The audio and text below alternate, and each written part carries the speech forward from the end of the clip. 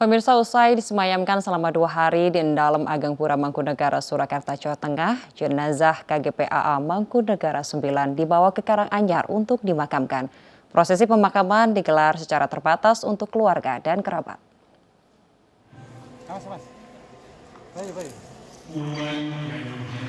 Prosesi adat pemberangkatan jenazah Kanjeng Gusti Pangeran Adipati Aryo Mangkunegoro 9 dilakukan di Pura Mangkunegaran Minggu pagi. Sejumlah pelayat baik dari keluarga, kerabat maupun masyarakat berdatangan untuk melepas kepergian Mangkunegoro 9 termasuk keluarga Keraton Kasunanan.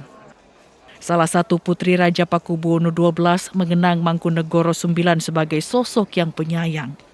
Ini yang sangat berkesan bagi saya sendiri.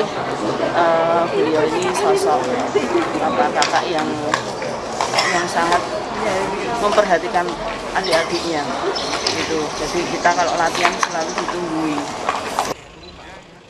Sebelum dibawa ke Astana Giri Layu Karanganyar, putra-putri Mangkunegoro 9 melakukan tradisi berobosan dengan berkeliling di bawah peti jenazah. Setibanya di Astana Giri Layu, jenazah langsung memasuki lokasi pemakaman yang disediakan. Prosesi pemakaman dilakukan secara terbatas dengan dihadiri keluarga dan kerabat. Jenazah Mangkunegoro 9 dimakamkan bersebelahan dengan makam sang ayah Mangkunegoro 8. Dari Surakarta dan Karanganyar, Jawa Tengah, Tim Liputan iNews melaporkan.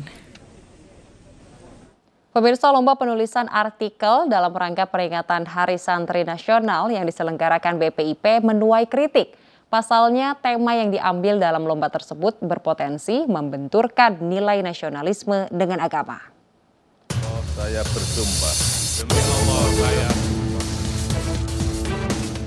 Badan Pembinaan Ideologi Pancasila atau BPIP menggelar lomba penulisan artikel dalam rangka peringatan Hari Santri Nasional.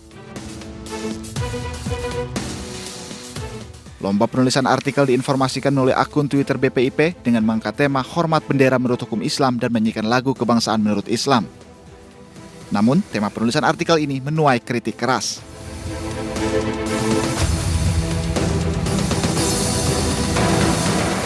Salah satunya dari politikus Fadlizon, yang menilai tema yang diangkat oleh BPIP ini bisa memecah belah bangsa. Fadlizon meminta BPIP mengganti tema lomba tersebut. Selain Fadlizon, kritikan juga datang dari sejumlah tokoh lain. Lembaga yang dipimpin Megawati itu pun diminta untuk meninjau kembali rencana lomba tersebut dan segera mencabutnya. Pemirsa, untuk membahas lebih jauh terkait pro dan kontra terkait lomba penulisan artikel yang diselenggarakan oleh BPIP, kami suguhkan kepada Anda statement daripada Ketua Lembaga Dakwah Khusus Pimpinan Pusat Muhammadiyah Muhammad Zaid dan Ketua Pengurus Besar Nahdlatul Ulama Marsudi Suhud.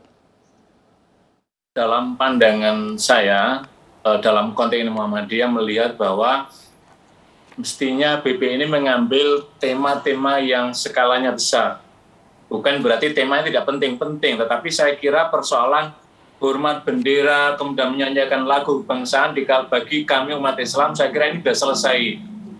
Memang kita tidak menafikan bahwa masih ada beberapa komunitas kecil lah, taruhlah beberapa yang lalu misalkan salah satu ormas yang kemudian sudah dibubarkan oleh pemerintah dalam hal ini memang dia sebagai pemikirannya memang hormat bendera, kemudian menyanyikan lagu Indonesia Raya itu menjadi persoalan bagi mereka. Tapi bagi Muhammadiyah khususnya terkait dengan dua topik ini sudah selesai gitu loh. Karena itulah kemudian PP Muhammadiyah misalkan salah satu dari konsep besar tentang dasar negara itu kan Pancasila sebagai Darul Ahdi wa Syahadah, itu maknanya adalah sudah selesai dengan Pancasila ini gitu. Seharusnya dalam kaitan ini BPIP taruhlah misalkan lomba ini bagus. Saya memahami bahwa filosofi latar belakang beliau-beliau ini tentang lomba ini bagus niatannya, tapi topik inilah yang kemudian mengundang reaksi dan kontroversi di kalangan umat Islam karena dianggap akan membangkitkan kembali gitu loh. Apalagi di kalangan misalkan kalangan santri, masalahnya tidak ada masalah gitu. Hormat bendera, kemudian menyaku lagu Indonesia Raya itu bagian dari hubul watan minal iman konteksnya gitu loh. Lah karena itulah mungkin kalau ada kelompok-kelompok kecil yang masih misalkan ada pertanyaan-pertanyaan terkait ini, seharusnya kelompok kecil itu dipanggil, dilatih gitu loh. sehingga tidak menjadikan isu-isu kecil itu kemudian menjadi nasionalisasi, seakan menjadi persoalan nasional gitu loh. Saya kira banyak hal-hal besar lainnya yang harus dikerjakan, misalkan tema yang terkait dalam diri khusus, misalkan terkait hukum Islam, misalkan bisa saja nilai-nilai Pancasila dalam Piagam Madinah itu untuk bagian dari membangun kerangka umum bahwa ketika ada orang mempersoalkan segelintir kecil tentang Pancasila dan kemudian piagam, maka sudah clear, sudah selesai, maka kemudian orang tercerahkan, orang kemudian terceraskan dengan ini. Tapi dengan dua topik ini, maka inilah kemudian menimbulkan reaksi dan kemudian polemik di kalangan umat Islam karena dengan sudah selesai gitu loh.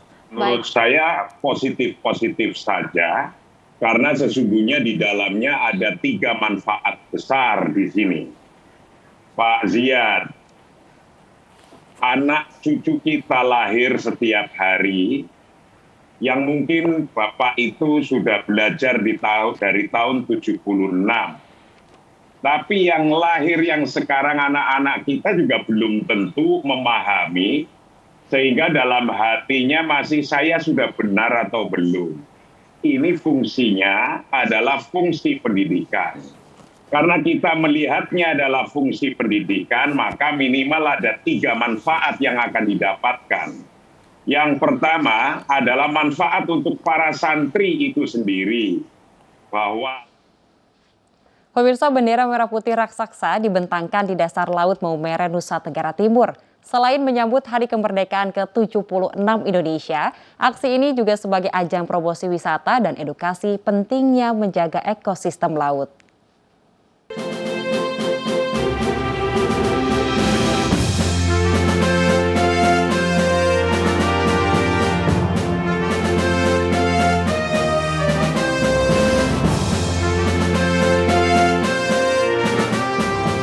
Berbagai cara dilakukan untuk menyambut Dirgahayu Republik Indonesia. Salah satunya dengan membentangkan bendera merah putih berukuran raksasa di perairan Teluk Maumere, Nusa Tenggara Timur. Komunitas penyelam Maumere Diver Community telah membentangkan bendera kebangsaan sebagai kegiatan tahunan setiap 17 Agustus. Bendera dengan ukuran 10 x 3 meter akan diarak dari Bukit Kajuwulu hingga menuju pantai, lalu dibentangkan oleh peselam di dasar laut. Pantai Kajuwulu terpilih karena keindahan panorama gugusan pulau di Teluk Maumere. Dan juga kita harus menjaga tempat wisata kita yang di Maumere ini khususnya untuk lebih dijaga, diperhatikan, dipelihara. Pembentangan bendera raksasa di dasar laut sebagai bagian dari promosi wisata baik panorama bukit hingga keindahan dasar laut. Persembahan spesial iNews Event 76 tahun Kemerdekaan Republik Indonesia. Upacara pengibaran bendera di Istana Negara, Selasa 17 Agustus pukul 8 pagi. Upacara penurunan bendera di Istana Negara, Selasa 17 Agustus pukul 4 sore. iNews, inspiring and informative.